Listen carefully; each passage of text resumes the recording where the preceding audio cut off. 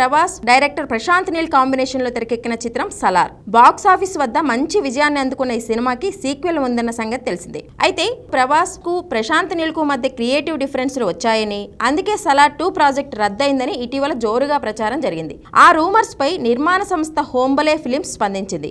Sets లో ప్రభాస్ ప్రశాంత్ నీల్ నవ్వుతూ కనిపించిన ఫోటోను సోషల్ మీడియాలో పోస్ట్ చేస్తూ వారు నవ్వకుండా ఉండలేరు అంటూ ఇండైరెక్ట్ గా రూమర్స్ ను ఖండించింది. సలార్ పార్ట్ 1 గత ఏడాది డిసెంబర్లో విడుదలై ప్రభాస్ అభిమానుల్లో జోష్ నింపింది.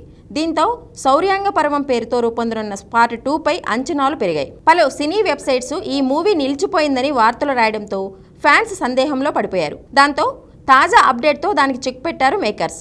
ఈ సినిమా స్క్రిప్ట్ పూర్తయిందని, హీరో డైరెక్టర్ షూటింగ్ ప్రారంభించేందుకు రెడీగా ఉన్నారని నిర్మాత విజయ్ కొన్ని నెలల క్రితమే చెప్పారు. Hollywood series Game of Thrones లా సలార్ 2 ఉంటుందన్నారు ఆయన.